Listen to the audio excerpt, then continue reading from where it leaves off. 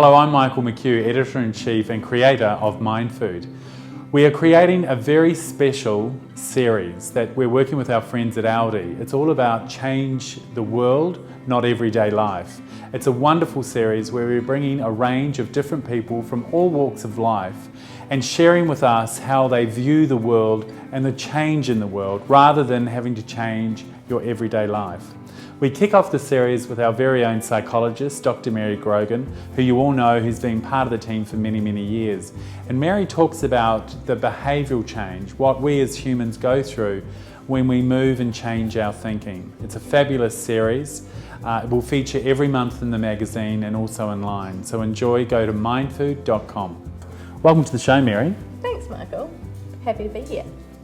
How long have you been working with us? It's been years and years, hasn't it? It's going to be about 5 years now. And you know, when we do events and things, people love your features and columns. They really do. They get a lot out of it. So Okay, that's excellent. we always give it a nice big cover line, so it's good. But today we're going to talk about behavioural change. Okay. Because change for a lot of people is quite hard, isn't it? That's very hard, yeah. A lot of people think it's pretty easy, but anytime you go on a diet or want to change your fitness regime, you find out actually it's really quite difficult. Why is it? Is there something in our makeup that makes it hard, or is it we're just so used to doing what we're doing, it's hard to break that cycle?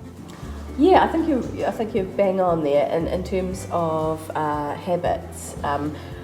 About 50% of our day is actually habitual behaviour, and so it's actually quite hard to change any part of that because it's so well entrenched, and so it actually requires quite a lot of conscious thought and planning to change even one aspect of that behaviour. Is it taking kind of more a long-term view, do you think, in terms of a strategy? Oh, ideal, yeah, absolutely. And I think that's the key, is that, you know, I guess we all know that fad things, you know, we can change behaviour short term, but it's the long term. If you go for the long term, that's the magic. That's where the magic happens. So we can change the world. Yeah, we can. One little step at a time. Exactly, and it is about that, isn't it? It's not actually just so focused on that everyday kind of worry and panic and thing. It is kind of having that more global approach and bigger approach, do you think? Yeah, I think it's really important to have the big picture view and to have who you want to be in the world and how you want to behave and what your purpose is, and that's what gives you vitality and why you get up every morning. Do you think though it's hard to lose that focus and sort of strategy? You know, at times it's so easy to get bogged down in the everyday. Oh, yeah, absolutely, yeah. I mean, I think any of us who've had a big night the night before, or you know, a bit sick or anything like that, and suddenly your mood dips and you kind of think, oh yeah, that plan, yeah, whatever.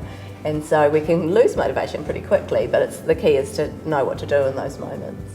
And give us, you know I love a tip. Give us some tips around changing the world, like that focus, that long-term strategy.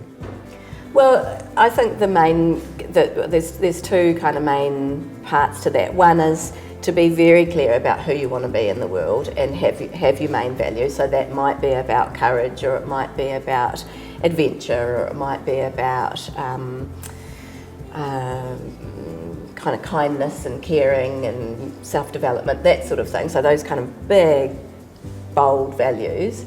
And then it's actually about being present and noticing what's going on in any and every moment to then change behaviour. So you have to actually be very conscious of what's going on. And most of us are kind of generally going through life on automatic pilot. And so to bring ourselves into the present actually requires a lot of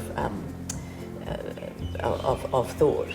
But you do need to have quite a strong self-belief, don't you? Yes, well, you need to have the reason to change, and that usually is about identifying something that's really important to you, and doing what matters in the service of that. So that might be just one thing a day that's about doing what matters in terms of action steps. But do you find with some of your clients that is half the problem? They perhaps aren't sure what that is, you know, because they're not quite sure of themselves, or they don't quite believe in themselves. they really don't know what it's all about. Like, you know, there are a lot of middle-aged people that have got great careers, great family life, great life on the surface, and it looks good, but in actual fact, they're not happy. And certainly I would say, I've been reading a book recently, and it's about kind of making meaning in the second half of life, and it's exactly what you've just said. So you kind of have done all the things that society says that will make you happy, kind of got a good job, good family, good kind of everything on the surface, and that sense of meaning is lacking. And it's in those moments that it's good to step back and reevaluate what you're doing and who you want to be and how you're going to get there, and the action steps that you're going to take to get there. Yeah. And that's when people come and see me. You just got to believe in yourself. Yeah, well, that's part of it, yeah. For more details of Change the World series with Audi, head online and you can view so many other interesting stories of people from all sorts of different walks of life. If you'd like to take part in our very special Audi promotion, also stay online and look for the details in the homepage. For more details, go to mindfood.com.